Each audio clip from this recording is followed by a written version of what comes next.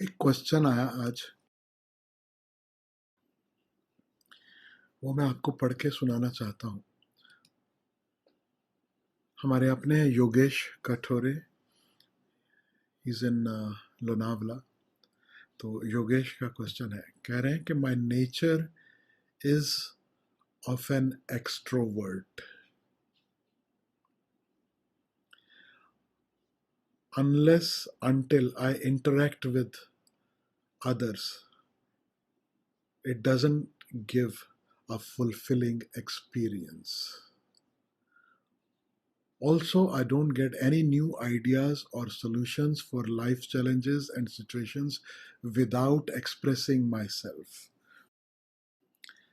And then the big question is, bold letters में जो उन्होंने प्रश्न पूछा है, वो ये पूछा है कि how to deal with such nature. जब ऐसी हमारी नेचर हो तो उसका क्या इलाज किया जाए, उसके साथ कैसे डील किया जाए, क्योंकि many times people take advantage because of this extrovert nature, and also in the inner journey, in the journey to become silent, in the journey to be with yourself, this being extrovert is a hindrance.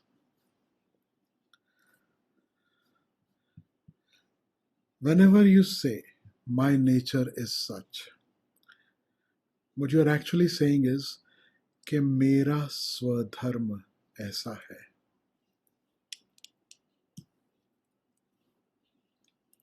बहुत लोग स्वधर्म खोजते हैं. स्वधर्म का अर्थ ये नहीं है कि किसी दिन आपको पता चलेगा कि I am born to be a gynaecologist और अ डेंटिस्ट. नो. स्वधर्म का अर्थ ये नहीं है कि आपको एक दिन पता चलेगा कि I am born to become a cricketer और born to become a football player. नहीं. स्वधर्म का अर्थ है आपको अपना नेचर पता चले, आपका टाइप पता चले, किस दिशा में, किस ढंग से आपकी ऊर्जा बहती है, यह पता चले. यहाँ एक और ढंग से अगर मैं स्वधर्म के संबंध में आपसे कुछ कहूं तो मैं ये कहना चाहूंगा कि परमात्मा किस ढंग से आपके थ्रू प्रकट होना चाहता है. How he wants to manifest through you, that is स्वधर्म.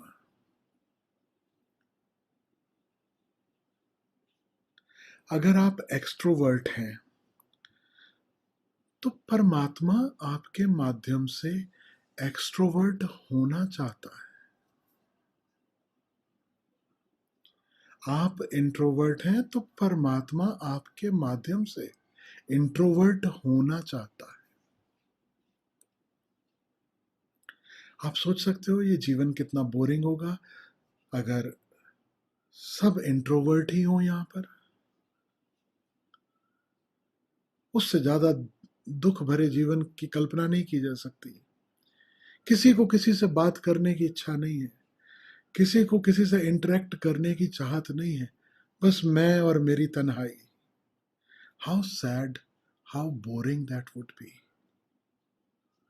To be an extrovert. Now, let us change the words a little bit. Let us not use words that have very heavy connotations. Let us use words that are a little lighter. ये मत कहो कि मैं extrovert या introvert type का हूं. ये कहो, ठीक से देखो, ठीक से पहचानो और कहो कि मुझे औरों के साथ इंटरेक्ट करना अच्छा लगता है. मुझे औरों के साथ बातचीत करना, कुछ शेयर करना, कुछ हंसना, कुछ रोना, कुछ बैठना, वो मुझे अच्छा लगता है. Now what is wrong in that? There is nothing wrong in that. It is so beautiful. एक तरफ उस तरह के लोग हैं जो बस अपने में मस्त रहते हैं. मत कहो इंट्रोवर्ट, मत कहो कि बस अकेले में मैं और मेरी तन्हाई, बस मैं मुझे किसी से बात नहीं करनी, मुझे लोगों से बातचीत करना अच्छा नहीं लगता, मुझे ज़्यादा मिलना जुलना अच्छा नहीं लगता। नहीं, कहो मुझे अपना साथ पसंद है। I enjoy my company, I enjoy being with my self, I enjoy स्वाध्याय, self study, I enjoy reading, watching, listening without distractions. ये एक टाइप है। फिर दूसरा टाइप है, there are people who love to be with others and they are the champagne in the party. ऐसा समझो। I was about to say they are like salt, लेकिन why salt? They are like the champagne in the party. Party का मजा ही कहाँ है उनके बिना। जहां 5 लोग बैठे हों, 10 लोग बैठे हों, उनमें सारे इंट्रोवर्ट होंगे। They might as well be sitting at their own homes. Why even come for the party? मिलते हो, बैठते हो, खुद को एक्सप्रेस करते हो, सुंदर है। आप अपने साथ होना पसंद करते हो, ज़्यादा इंटरेक्शन में जल्दी जी भर जाता है, लगता है it's better to be alone, बहुत सुंदर है। अपनी टाइप को पहचानना, उसे स्वीकार करना और उसके अनुकूल अपना कारोबार, व्यापार या जॉब खोजना, यह सब स्वधर्म का हिस्सा है। Live your life according to swadharma. और स्वधर्म को खोजना हो, अब स्वभाव तो आगे है, मैं चाहता हूं कि आज थोड़ी स्वधर्म की चर्चा जरूर कर लें, तो स्वधर्म तो ख्याल में आए, स्वभाव भी आएगा ध्यान में। धीरे धीरे धीरे धीरे स्वभाव भी प्रकट होगा और धीरे धीरे स्वरूप का साक्षात्कार भी होगा। लेकिन पहले स्वधर्म समझ लो। खोजना हो स्वधर्म तो बचपन में लौटना पड़ेगा। जब आप छोटे थे तब आपको क्या पसंद था? What is it that you loved? अब मैं ये नहीं बोल रहा हूँ कि वो मेरा वो ब्राउन कलर वाला टेडी बेयर मुझे बहुत पसंद था। No, I am not talking about that. What kind of activities, what type were you as a child? Were you bubbly, chirpy, always with others? Were you more with yourself alone? क्या आप रोतले type के बच्चे थे? आपका कुछ इतना सा किसी ने उठा लिया और आप रोने लगे? क्या आप गिविंग टाइप के बच्चे थे कि आपके हाथ में चॉकलेट है तो आप, जो घर में कोई और लोग हैं, कोई आया है, उसे भी आप ऑफर करते थे कि आप भी लो? Learn about your self without any prejudice, without labelling good और बैड। खोजो, अपने माता पिता अगर अभी हैं, उनसे पूछो what was my type as a child. और अभी भी अगर आप अपने स्वभाव से, अपने स्वधर्म से बहुत दूर नहीं निकल गए हो, तो भी अपने आप से इंक्वायर करो, अपने आप से पूछो कि अगर सब सुख हो, सब सुविधा हो और मेरे पास खूब सारा फ्री टाइम हो, उस फ्री टाइम में मैं क्या करना चाहूंगा? What would I actually like to do?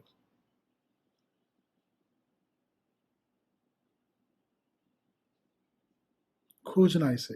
Homework दे रहा हूं आप सबको।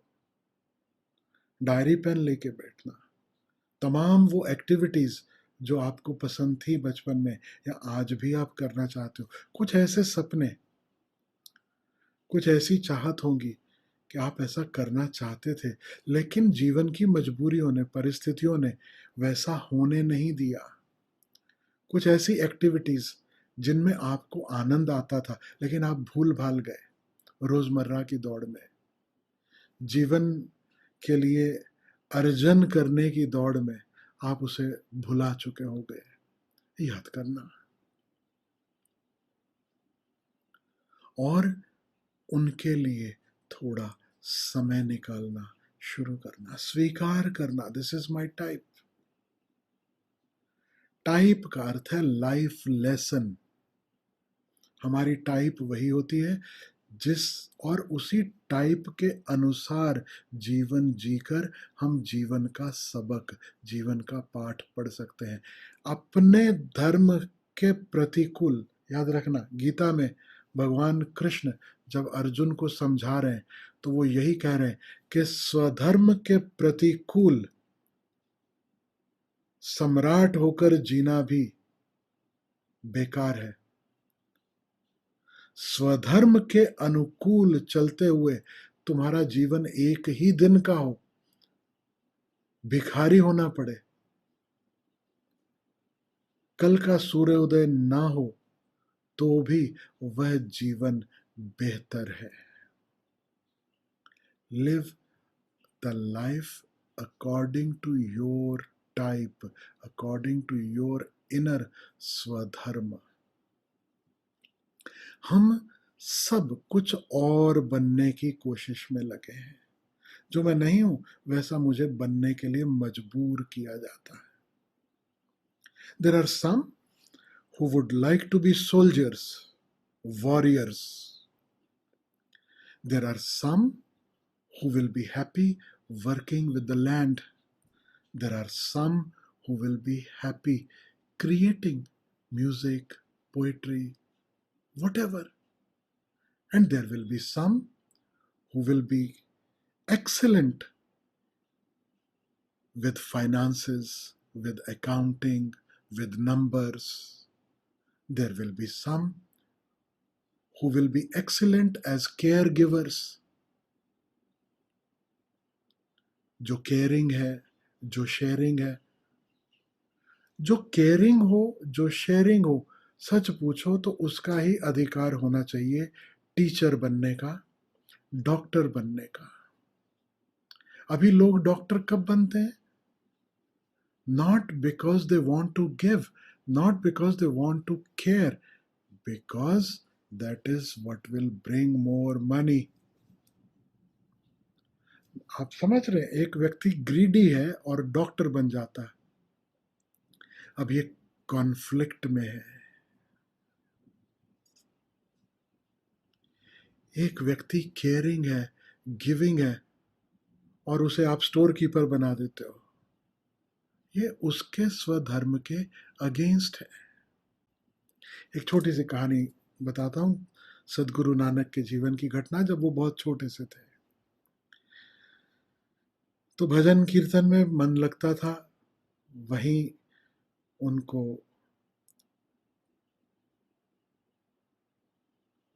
यूं समझो कि पूरा समय उसी में बीतता होगा। तो पिताजी ने सोचा कि इसको थोड़ा कारोबार भी सिखाया जाए, नहीं तो संसार के लायक नहीं रहेंगे।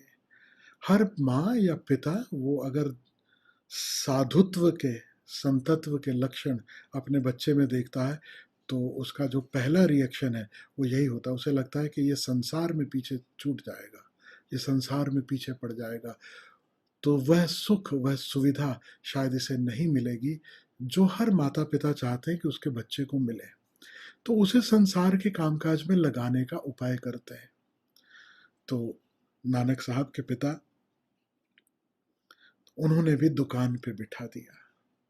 अनाज की दुकान है, वहाँ बिठा दिया, नौकरी दिलवा दी कि यहाँ काम करो, थोड़ा सीखो, थोड़ा दो आना आएगा, दो आना जाएगा, किस तरीके से संसार चलता है, थोड़ी संसार की भी समझ आएगी, सीखो।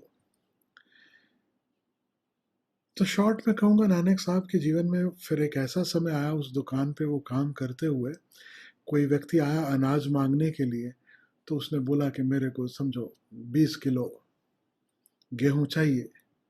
तो नानक साहब ने तोलना शुरू किया, एक एक सेर, 1, 2, 3, और गिनती आगे बढ़ी, 10, 11, 12, 13, और जैसे ही 13 आया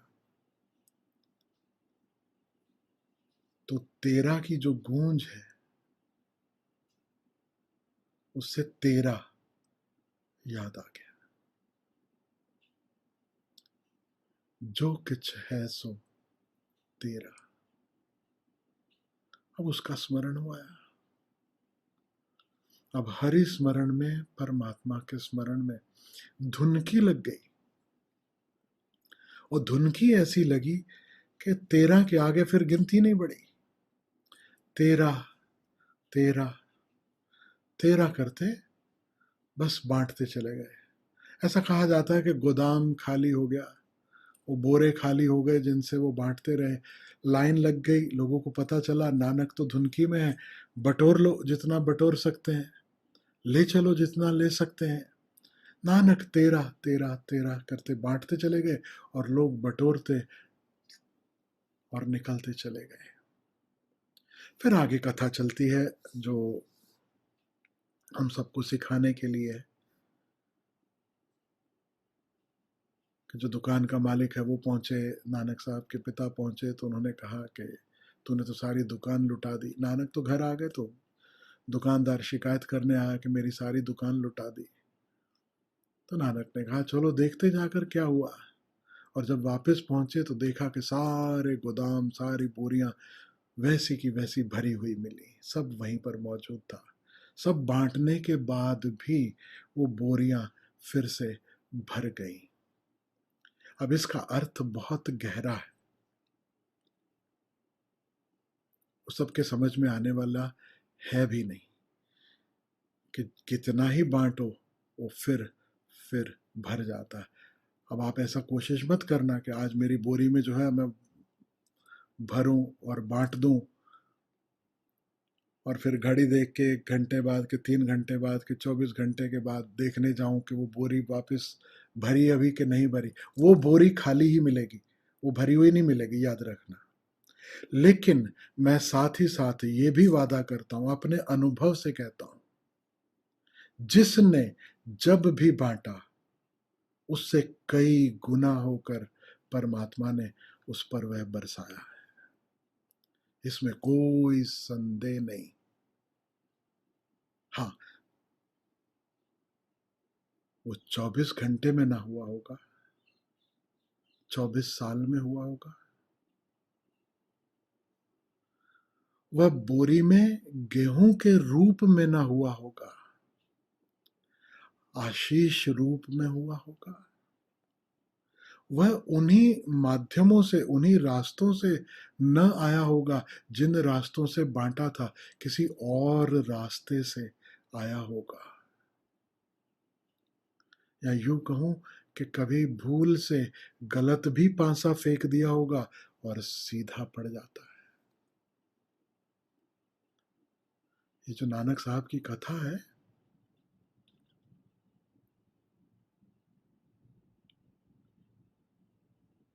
भरोसा करना मुश्किल है, सबके समझ में आने वाली बात नहीं है, लेकिन मैं अपने अनुभव से कहता हूं, सारे गोदाम वो भर देता है। भर नहीं देता, वो बाहर बाहर लुढ़कते पड़ता है, झोली में समाए समाता नहीं है। इतना सब है, इसका करूं क्या, बांटू कहां, समझ नहीं पड़ता है। लेकिन स्वधर्म, भीतर की आवाज सुनकर जो चलता है, उसके लिए यह सत्य है। जो कॉम्प्रोमाइज करता है, जो कॉन्फ्लिक्टेड है, श्रद्धा का अर्थ समझ लेना। श्रद्धा का ये अर्थ नहीं है कि सब अच्छा ही अच्छा होगा, सब शुभ ही शुभ होगा, सब बढ़िया ही बढ़िया होगा। हालांकि ऐसा ही होता है लॉन्ग टर्म में। श्रद्धा का अर्थ है भीतर कोई कॉन्फ्लिक्ट नहीं है। श्रद्धा का अर्थ है स्वधर्म स्वभाव अनुकूल चलने की हिम्मत, विदाउट एनी कॉन्फ्लिक्ट.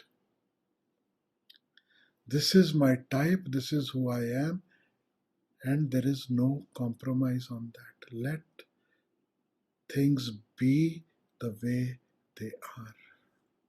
क्योंकि योगेश पूछ रहे हैं कि मेरा जो स्वभाव, उतनी डिटेल में नहीं कह पाए वो अपने प्रश्न को, वो पूछ तो यही रहे कि मेरा जो स्वभाव है, जैसा मेरा स्वभाव है, अगर मैं उसे अलाउ करूं तो दूसरे लोग उसका एडवांटेज ले लेते हैं. अरे लेने दो, कुछ है तुम्हारे पास तभी तो कोई ले पा रहा है. तुम फिक्र कहाँ करते हो. नानक साहब को याद रखना, वो तेरा तेरा करते बांटने में, वो गोदाम तो कभी खाली होना नहीं है. गोदाम तो भरे ही है, गोदाम तो सदा भरे ही मिलेंगे. निष्फिक्र, निश्चिंत स्वधर्म पे चलना, स्वभाव से चलना. हैदराबाद में एक टर्म बोली जाती है, परवा इल्ले. तो योगेश तुमसे यही कहूंगा, परवा इल्ले.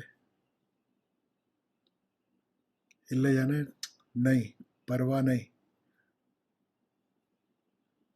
परवाह नहीं मतलब फिक्र नहीं, चिंता नहीं. कोई एडवांटेज क्या ले जाएगा हमसे, कितना एडवांटेज ले जाएगा. बहुतों ने लिया, ले रहे हैं, लेते रहेंगे. परमात्मा ने दिया तुम्हें, वो जिसे दिया उसे बांटने के लिए दिया है. डोंट वरी, बिंदास शेयर, बिंदास live according to your swadharma, according to your inner nature. हमें स्वधर्म नहीं पता, हमारा धर्म भी परधर्म हो गया. परधर्म कैसे, हमारी परिस्थितियां हमें बताती हैं कि ये करो ये नहीं करो. हमारे माता पिता, हमारा समाज, वो सब सिखाते हैं ये करियर अपनाओ, ये करियर नहीं, इस भांति जियो, इस भांति नहीं. सब बांटते चलोगे तो हाथ पल्ले कुछ नहीं रहेगा, खाली हो जाएगा. और छोटे बच्चे वही सब सुनते हैं, वैसे ही बड़े होते हैं, और वही जीने का ढंग समझकर सारी उम्र वैसा ही जीते हैं.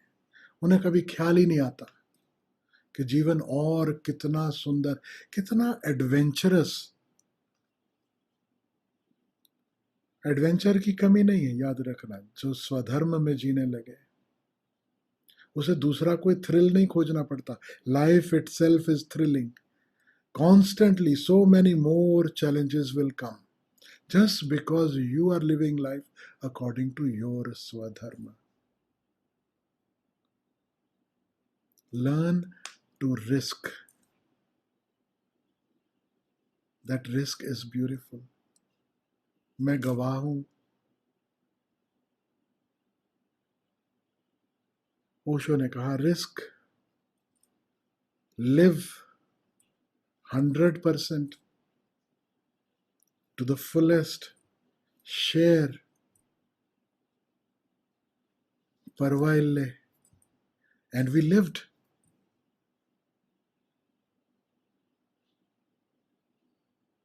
और जो गणित से चल रहे हैं, जो गणित से चले,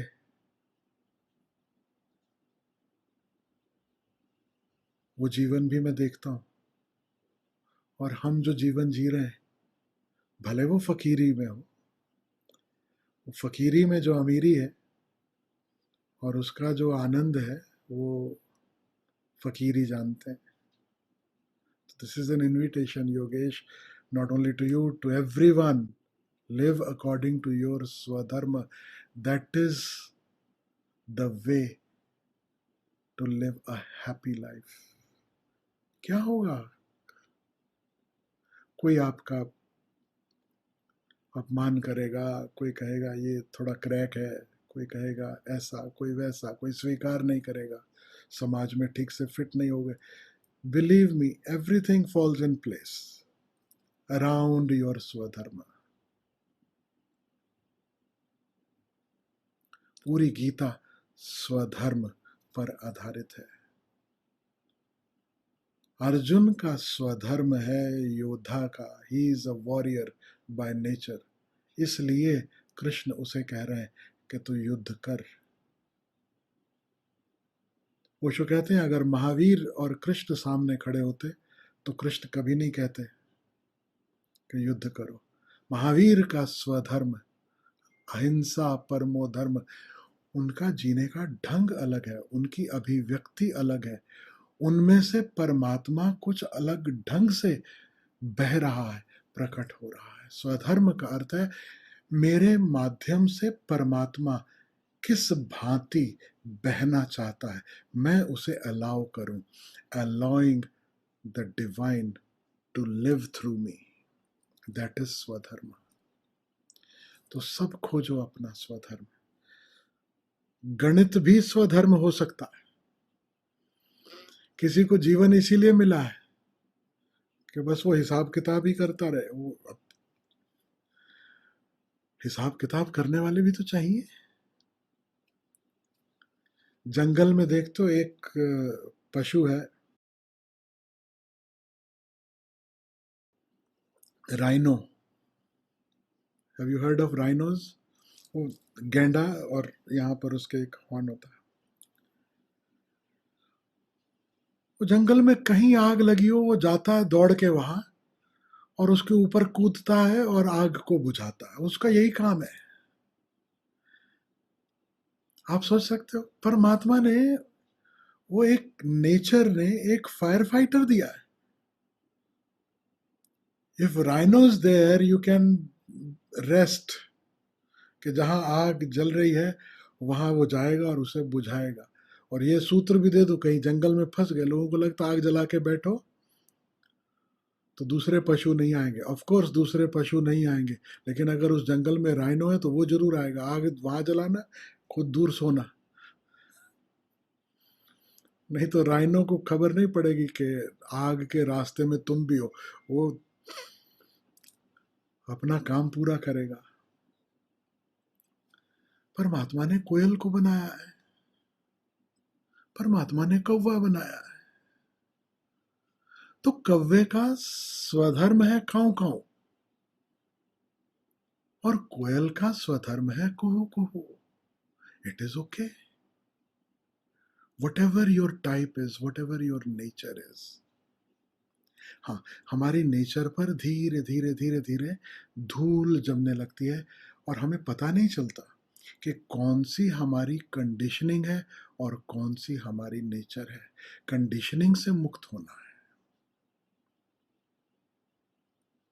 स्वधर्म इतना सरल नहीं है कि जैन परिवार में पैदा हुए और दोहराते चले अहिंसा परमो धर्म, या सीख लिया. अभी कल से मैसेज आ रहे हैं मिच्छामी दुक्कड़म मिच्छामी दुक्कड़म. बस मुंह से बोल दिया मिच्छामी दुक्कड़म. पिछले पूरे साल में जो जो मुझसे अपराध हुआ, जो मुझसे भूल हुई, जो मुझसे गलती हुई, उसके लिए सॉरी. ये भाई बड़ा रास्ता आसान खोज लिया तुमने.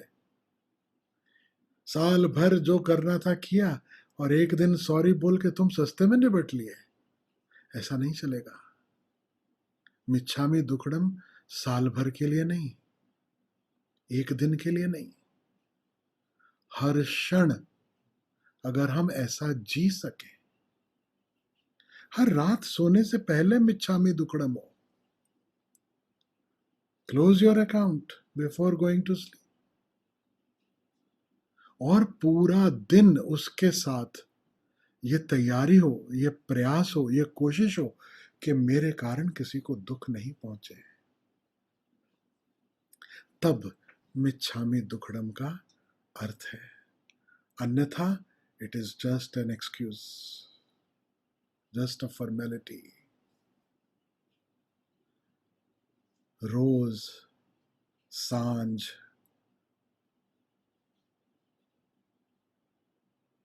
सूर्यास्त का समय सुंदर है।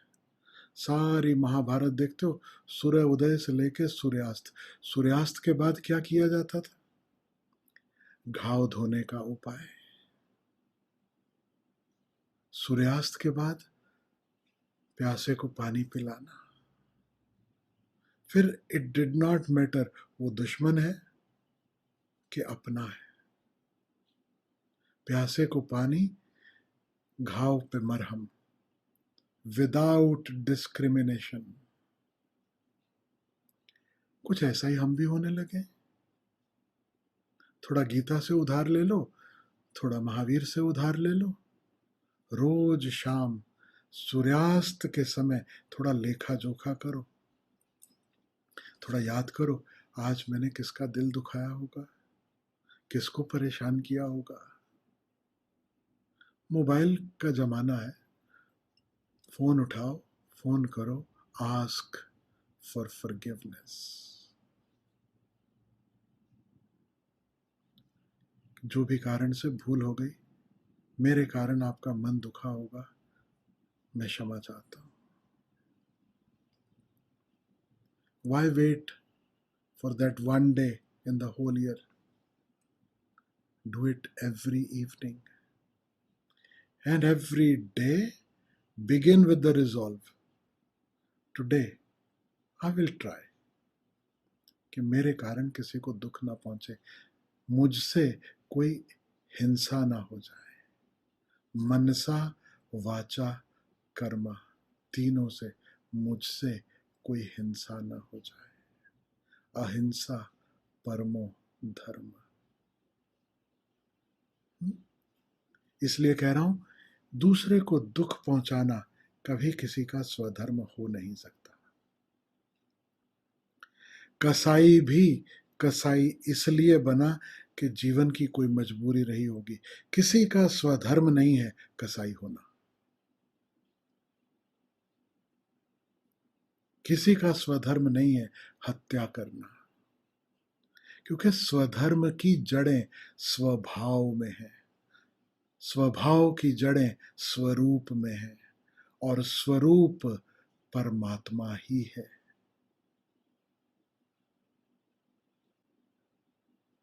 तो होमवर्क, स्वधर्म को खोजें,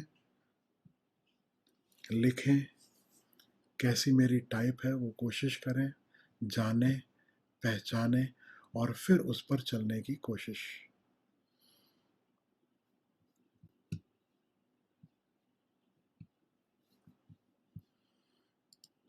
जापानीज परंपरा में एक टर्म है इकिगाई।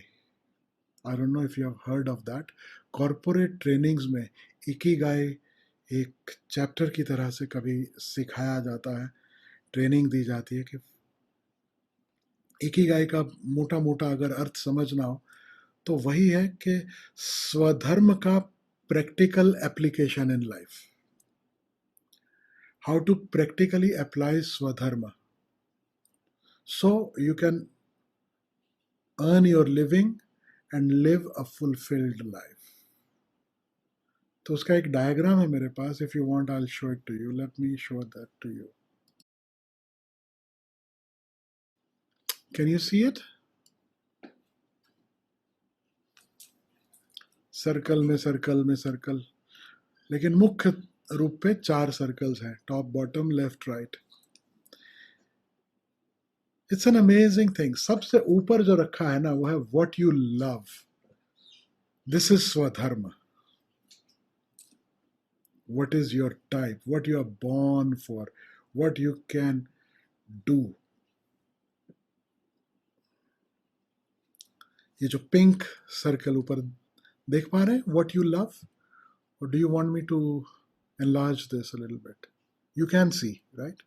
छोटे फोन पे देख रहे होंगे तो मुश्किल हो रहा होगा, but anyway at the on the top is, ये सबसे महत्वपूर्ण है। पहले सबसे ये खोजो कि तुम्हें क्या प्रिय है,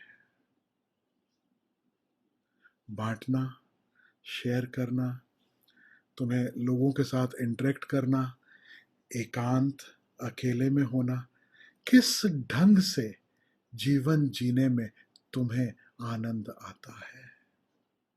this is what I am asking you to figure out. And then how to live a happy life, उसके लिए ये इकिगाई है, उसके लिए ये सारा सिस्टम है कि ठीक है, पसंद तो मुझे ये भी है, प्रिय तो मुझे ये भी है, ये भी है, वह भी है, वह भी है, सबसे ज़्यादा प्रिय तो मुझे ये है, लेकिन मैं किसमें सक्षम हूँ? ये जो लेफ्ट साइड पे स्क्रीन में दिख रहा है, what you are good at, you find that. आपका स्किल सेट क्या है? आपकी ट्रेनिंग क्या है? What are you actually good at? समझो, मुझे पसंद है लोगों के साथ इंटरेक्शन, मिलना जुलना. मुझे पसंद है मैं अपना संदेश लोगों को पहुंचा सकूं, कुछ मैं एंटरटेन कर सकूं, लोगों को मैं खुश कर सकूं, किसी भी तरीके मैं लोगों को खुश कर सकूं. Now what am I good at? somebody may be good at acting, somebody may be good at singing. समझ रहे हैं? स्वधर्म मान लीजिए अगर ऐसा है, what I love is to make others happy in some way, to bring some joy, some happiness to others. This is my swadharma. Then the second step is to figure out what am I good at. Whether I can be a flute player, or am I a poet, or an artist, or a doctor, or a psychotherapist, a psychoanalyst, a counselor. God knows. There are multiple options. Multiple options. Find out what you are good at. And then also find out on the right side what the world needs. संसार क्या चाहता है? संसार की जरूरतें क्या है? आप बांसुरी बजाने में सक्षम है, निपुण है, लेकिन संसार सुनना चाहता है क्या बांसुरी? संसार के पास समय है बांसुरी सुनने का? क्या संसार इतना ही नहीं कि बांसुरी सुनने के लिए समय है या नहीं, चौथा सर्कल जो सबसे नीचे है, what you can be paid for. हाँ, बांसुरी सुनना तो पसंद है संसार को, लेकिन क्या उसका तुम्हें कुछ मिलेगा? Will you ever get paid for it? जहां ये चारों का संयोग होता है, that is the career you choose. That is the career you choose.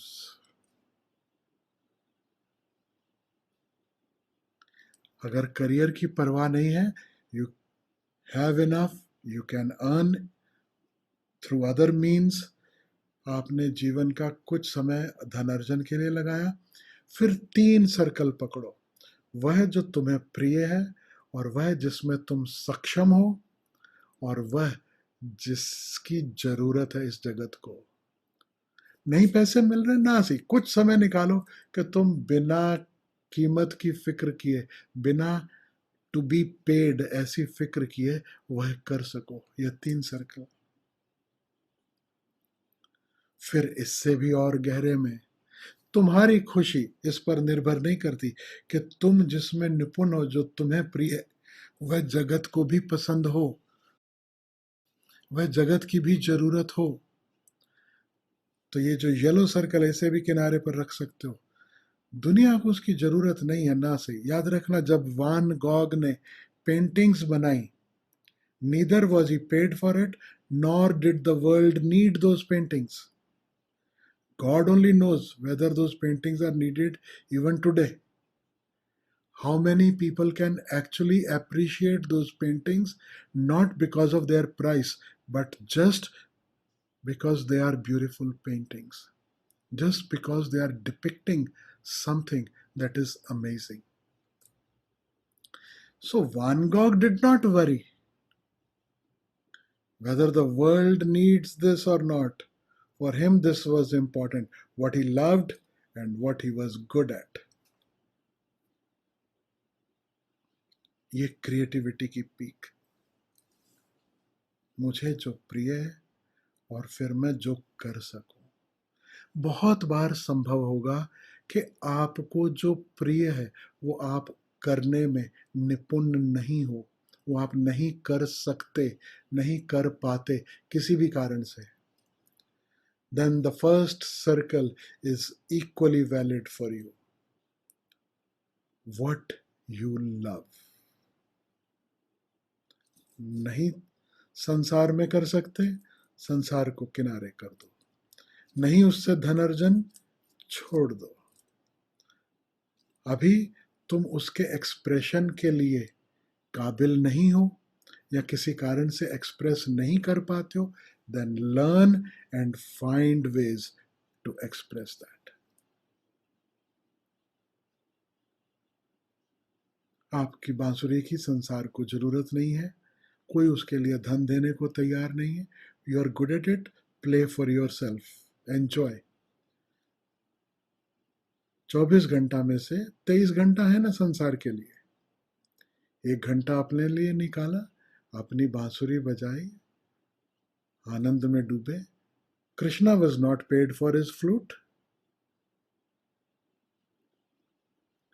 Krishna did not play for the world.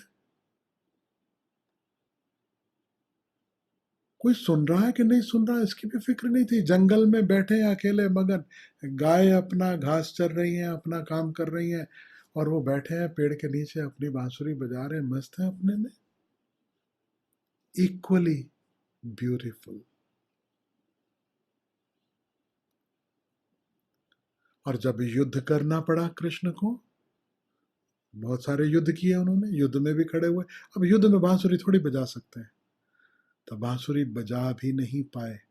लेकिन स्वधर्म की क्लैरिटी है, वो बांसुरी बजा नहीं रहे, लेकिन बांसुरी अपने भीतर तो चल रही है। भले युद्ध हो रहा है तो भी भीतर बांसुरी का आनंद निरंतर मौजूद है। सो गूगल पे खोज सकते हो, थोड़ा और सर्च कर सकते हो इस पे। दिस इज जनरल आउटलाइन के जो लोग बैलेंस खोजते हैं कि कैसे जॉब सेटिस्फेक्शन भी हो, मैं वो करूं जो मुझे पसंद है, मेरे स्वधर्म के अनुकूल मैं कर सकूं, और मेरा धन अर्जन भी वहीं से हो जाए। सब एक साथ हुए तो बहुत सुंदर, नहीं हुए कोई फर्क नहीं पड़ता। हम लोग ये सत्संग कर रहे हैं, ये सब हो रहा है, अभी हमें तो ये भी नहीं पता whether the world wants it और डजंट वांट इट। थोड़े बहुत अपने प्यारे जो हैं वो सुनते हैं, हमें शेयर करना अच्छा लगता है तो हम शेयर कर रहे हैं। और मैं आपसे कहूँ, 100 आदमी नहीं होगा, 50 आदमी नहीं होगा, 5 होगा, हम 5 के साथ भी जूम मीटिंग पे शेयर करेंगे। 5 भी नहीं होगा, मैं और माँ आपस में ही बैठ के हम बात कर लेंगे। The sharing will continue, it will happen, disregard of what, because that is what brings joy, है ना। So find your expression, find your स्वधर्मा, and find ways to live a life that is conducive to your Swadharma. Avoid all that is possible to be avoided, that is a hindrance in your Swadharma.